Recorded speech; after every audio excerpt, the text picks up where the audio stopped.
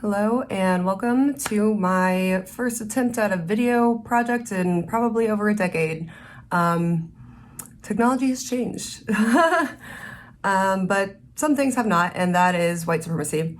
So today for my project, I'm going to be discussing Casta paintings and the Casta system in colonial Latin America, what they meant, what they were, and how they contribute to how we view race and how colorism affects us still to this day.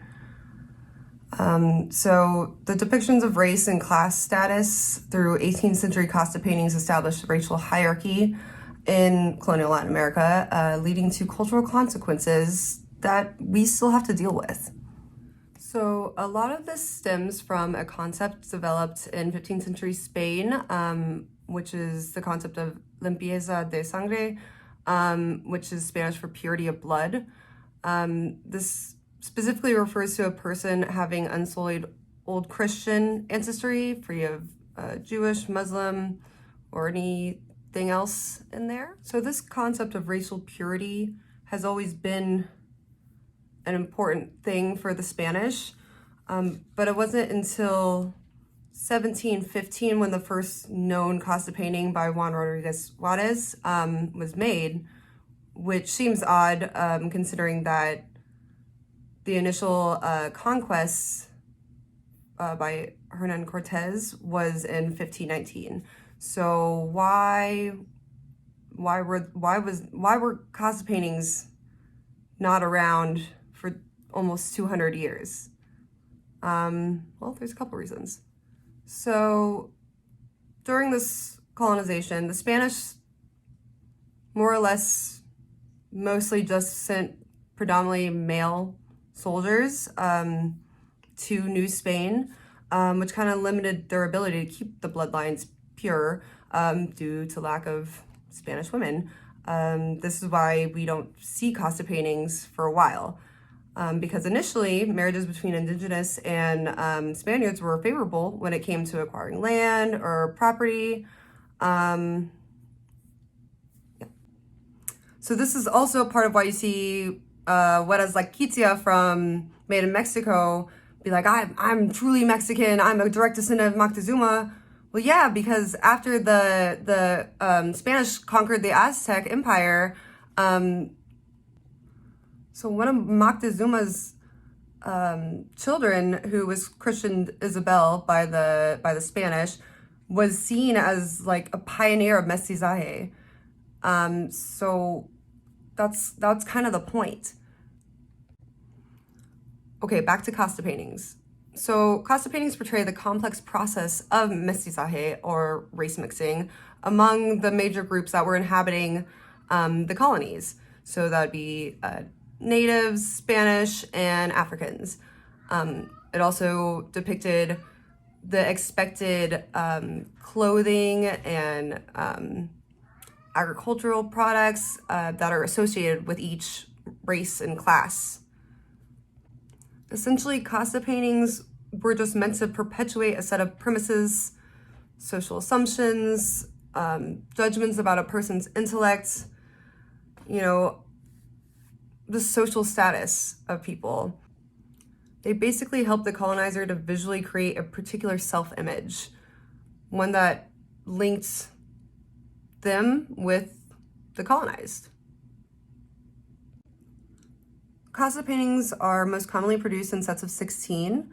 Sometimes you'll see 16 vignettes on a single canvas, but typically sets of 16.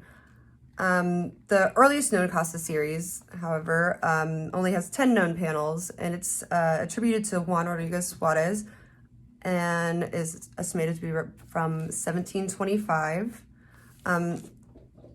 In these Castas, it depicts 3 distinct lineages. These are Spaniard Indian, Spaniard Black African, and Indian Black African. So these paintings always depict a family unit, that of parents of 2 different bloodlines and the whatever they make, essentially. And the darker it gets, the more degrading the names are. So let's break that down. Okay, so to break it down, their logic of how this whole thing works is, so if a Spaniard and a native mix, that's a mestizo, which is mixed. A mestizo and a Spaniard produce a castizo. However, you can go back to being a Spaniard if your parents are a Spaniard and a castizo, because then you're a Spaniard again. But once they mix with Black Africans, it's over for you, because a Spaniard and an African produce a mulatto, which is Latin for mule, so that's kind. Spaniard and mulatto produce a morisco, which means of Moorish descent. And a Morisco and Spaniard produce an albino, which is white skin, but thought to be of African ancestry. So there's that. So then if a Spaniard and albino produce a child, that's a torna atrás, which just means a step back. And then a native and a torna atrás produce a lobo, which means wolf. And it kind of just gets worse from there. So, okay, so what does any of that have to do with how we perceive race today? Well, a lot. Like today, when we think of like Latina actors, who do we think of? We think of Salma Hayek, Jennifer Lopez, America Ferrera, you know, even Anya Taylor-Joy, Jenna Ortega. Even our queen, Selena. I mean, she wasn't an actress, but, you know, same difference. But what do they all have in common? They are not representative of the whole of Latin America. You know? And that's why people can see through the colorism in shows like Made in Mexico, because all of the cast on that show look like the aforementioned actors. Like, and when they get questioned about it or asked to comment on it, then they get real defensive and start listing percentages. Like Kitsia, she says, I am 21% Aztec.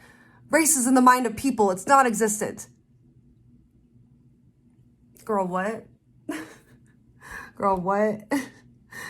She follows up with, it's been proven by science over and over again. We're all immigrants. We're all from everywhere.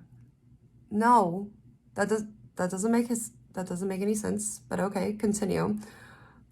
We all came from Africa. Okay, so then how are we all from everywhere? Anywho, the color of your skin is just your phenotype.